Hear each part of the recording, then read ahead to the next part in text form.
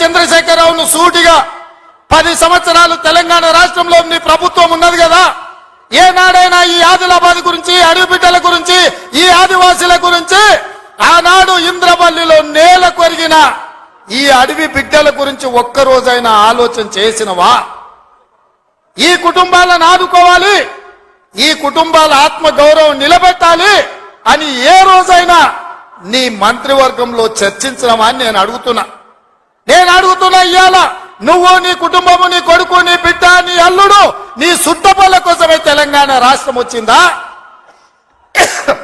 లేకపోతే ఈ ఆదివాసి బిడ్డల కోసం, ఈ బలైన వర్గాల కోసం తెలంగాణ రాష్ట్రం సోనియమ్మ ఇచ్చిందా అని చెప్పి నేను సూటిగా ప్రశ్నిస్తున్నా. ఇవాళ ఈ వేదిక మీద నుంచి సూటిగా టిఆర్ఎస్ నాయకులకు నేను చెప్పదలుచుకున్నా,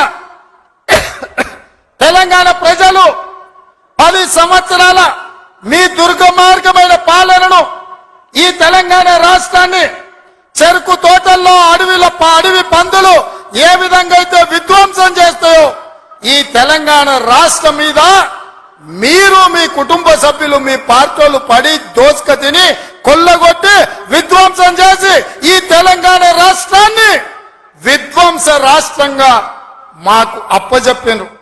3 నెలల 6 నెలల కేసీఆర్ మళ్ళా ముఖ్యమంత్రి అవుతాడు, ఈ ప్రభుత్వాన్ని పడగొడతామని. నీ అయ్యా ఎవర్రా పడగొచ్చేటోడు? పడగొడతారా? ఎవడు కొట్టేది?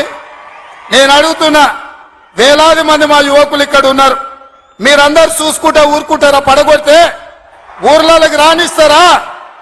ఊర్లలో ఎవడన్నా ఈ ప్రభుత్వాన్ని పడగొట్టాలన్న ఆలోచన చేస్తే మీ ఊర్లో యాప చెట్టుకు కోదండం వేసి కొట్టండి, లాగుల తొండలు ఇడవండి. ఇది ప్రజలు ఎన్నుకున్న ప్రభుత్వం, ప్రజలు ఆశీర్వదించిన ప్రభుత్వం, ప్రజల కోసం పనిచేస్తున్న ప్రభుత్వం. ఇది ప్రజా ప్రభుత్వం. ఆడ అనుకుంటుండు 1,00,000 కోట్లు పెట్టి కట్టిన కాళేశ్వరం కూలినట్టు ఈ ప్రభుత్వం కూలుతుందని. నీ అయ్యా నువ్వు దోపిడీకి పాల్పడ్డావు కాబట్టి ఆ కాళేశ్వరం గాలి వస్తే కొట్టుకుపోయింది. ఈ ప్రభుత్వం గాలి కాదు కదా, నీ ఖాందాన్ మొత్తం వచ్చినా బోర్ల బొక్కలు పండబెట్టి తొక్కుతాం. ఎవడా నీ ప్రభుత్వం పడుతుందనో 6 నెలలకో 3 నెలలకో కేసీఆర్ ముఖ్యమంత్రి అవుతాడని చెప్పిండంటే మూతి పండ్లు రాలుతాయని నేను చెప్పదలుచుకున్నా. ఇక మన చూసిన నిత్యానంద స్వామి అని ఒక ఆయన ఉన్నాడు, తెలుసు కదా మీకు అందరికీ. ఆయన ఇక్కడక్కడైతే లాభం లేదని పోయి ఎన్నో దీవి కొనుక్కొని దానికి రాజు అని ప్రకటించుకున్నాడు. ఇక కేసీఆర్ సంపాదించిన అక్రమ సంపాదన ఉంటే పోయి ఏమన్నా అడవిలో పోయి ఎక్కడన్నా పోయి దీవులలో పోయి దీవి కొనుక్కొని దానికి రాజు అని ప్రకటించుకోవాల్సిందే, లేకపోతే ఆయన ఫామ్ హౌస్కి ఆయన ముఖ్యమంత్రి కావాల్సిందే తప్ప ఈ తెలంగాణ రాష్ట్రానికి మళ్ళీ జన్మలో ముఖ్యమంత్రి కాదు కదా, మంత్రి పదవి కూడా కేసీఆర్కు రాదని నేను చెప్పదలుచుకున్నా. కొంచెమైనా రోషం ఉన్నదా అని నేను అడుగుతున్నా. ఆయన మాట్లాడుతున్నాడు 6 నుంచి 8 పార్లమెంట్లు వస్తాయి. ఏంటికి వస్తాయా? మళ్ళీ 6 8 ఇస్తే మోడీకి అమ్ముకుందామనా? మొదటిసారి 12 ఇస్తే మోడీకి అమ్మినావు, రెండోసారి 9 ఇస్తే తీసుకుపోయి మోడీకి అమ్మినావు. మారు బేరగాలి కాక ఈడ ఎంపీలు కొనాలి, ఈడ ఎంపీలు గెలవాలి, ఢిల్లీకి వెళ్ళి మోడీకి అమ్ముకోవాలి. దీనికోసమేనా నీకేసేది? నేను ఇవాళ సూటిగా కేసీఆర్ని అడుగుతున్నా. ఈ దేశంలో ఉన్నాయి 2, ఒకటి ఎన్డీఏ కూటమి, రెండోది ఇండియా కూటమి. ఎన్డీఏ కూటమికి మోడీ ఉన్నాడు, ఇండియా కూటమికి మేమున్నాం. మా దాంట్లోకి రానీయము, మా నీడ కూడా తాకనీయం. ఆ ఇంటి మీద పిట్ట ఈ ఇంటి మీద కాలిస్తే కాల్చి అవతలేస్తాం. నువ్వు ఎట్లకెళ్ళి అవుతావా? మరి నేను అడుగుతున్నా, ఎట్లకెళ్ళి అవుతావు? 1, 2 ఏదైనా గెలిస్తే ఢిల్లీలో తాకట్టు పెట్టి మోడీ దగ్గర గులాంగిరి చేయిస్తాడు ఆయన. అందుకే మిత్రులారా ఆలోచన చేయండి.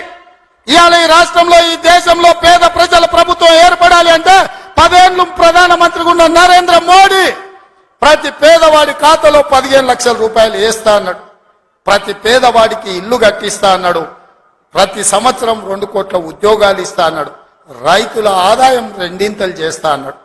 ఎవరి ఖాతాలన్న మోడీ 15 లక్షలు వేసిండా? మిత్రులారా వేసిండా? మీకేమన్నా ఇల్లు కట్టించిండా? మీకు ఉద్యోగాలు ఇచ్చిండా? మన ప్రాంతానికి ఎప్పుడన్నా వచ్చిండా? పోనీ మీ ప్రాంతంలో ఆదివాసీ బిడ్డ స్వయం బాబురావుని ఎంపీ గెలిపించిండు, మంత్రి పదవిని ఇచ్చిండా? మరి ఏమి ఇయ్యనప్పుడు ఈ ప్రాంతంలో మోడీకి ఓటెందుకు వేయాలని నేను అడుగుతున్నా. ఇవాళ మతం పేరు మతం ఒక రకం మత్తు అయితే మద్యం ఇంకొక రకం మత్తు. మోడీ కేడీ ఇద్దరు ఒక్కటయ్యి కాంగ్రెస్ ను అడ్డుకోవాలని చూస్తున్నారు. ప్రధానమంత్రిగా చెయ్యాలి అంటే కన్యాకుమారి నుంచి కశ్మీర్ వరకు 150 రోజులు 4000 కిలోమీటర్లు మండు టెండల్లో మంచు కొండల్లో నిర్విరామంగా పాదయాత్ర చేసిండు. ఇవాళ మణిపూర్ నుంచి మహారాష్ట్ర వరకు యాత్ర చేస్తున్నాడు. అలాంటి త్యాగం చేసే నాయకుడు, వాళ్ళ నాయనమ్మ ఈ దేశం కోసం ప్రాణం ఇచ్చింది, వాళ్ళ నాయన ఈ దేశం కోసం ప్రాణాలు ఇచ్చాడు, వాళ్ళ అమ్మ ఈ దేశం కోసం పదవి త్యాగం చేసింది. అలాంటి గొప్ప నాయకుడు ఇందిరమ్మ మనవడు ఈ దేశానికి ప్రధానమంత్రి కావాలి. జై కాంగ్రెస్. ఫామ్ హౌస్లు ఉన్న కేసీఆర్ గుండెలు అదరాలి మిత్రులారా. జై కాంగ్రెస్, జై జై కాంగ్రెస్.